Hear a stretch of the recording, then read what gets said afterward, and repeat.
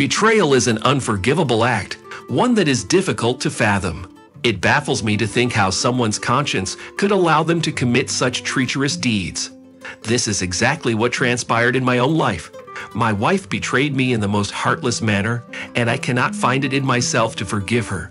Galia and I had a happy and harmonious life together. She was the life of the party, always able to entertain guests and bring joy to any gathering. I often wondered where she derived her endless energy from. When she danced with my friends or laughed at their jokes, I never felt a pang of jealousy because it all took place right before my eyes, and there was no reason to suspect anything more than innocent fun. My beloved wife not only excelled in being the perfect hostess, but she also enjoyed attending other people's celebrations. If a friend was getting married, we were there without hesitation. If a relative had a birthday, we wouldn't miss it. We always went together, except when it came to her closest friend. She never invited me to accompany her to Oksana's house. It won't interest you. It'll just be a gathering of women discussing their own affairs. I'll be back in an hour or two, or maybe 3, she would say. And off she went to Oksana's place, which was conveniently visible from our window.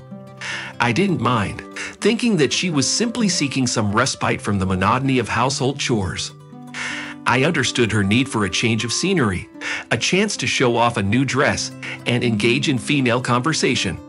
After all, we were a family of 4: Galia, myself, her father, and our son.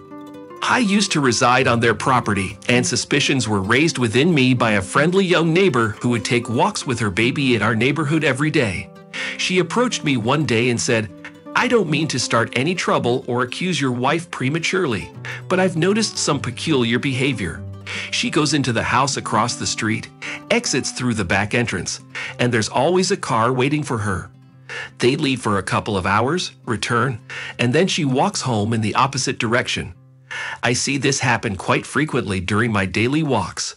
These words remained with me, causing an internal struggle until the day Galia visited Oksana once again.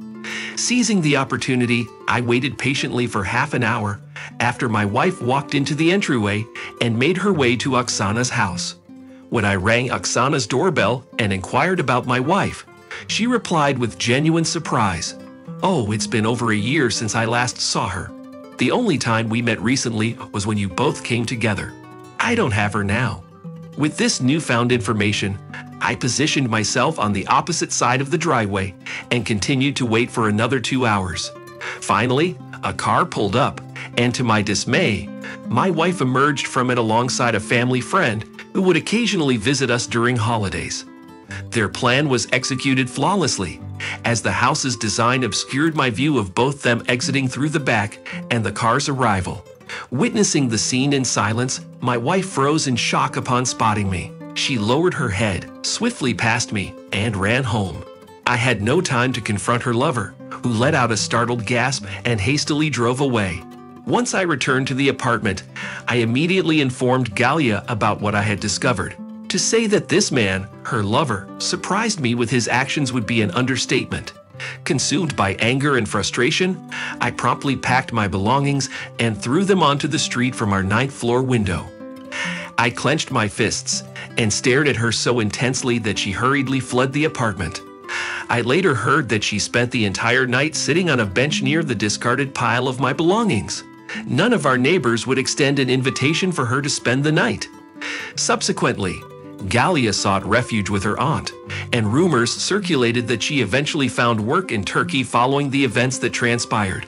My father-in-law, on the other hand, never uttered a word to me. What more is there to say? So now, I reside in this apartment with him and my son. My ex-wife sends money to support our son, and I can only hope that it is earned through honest means.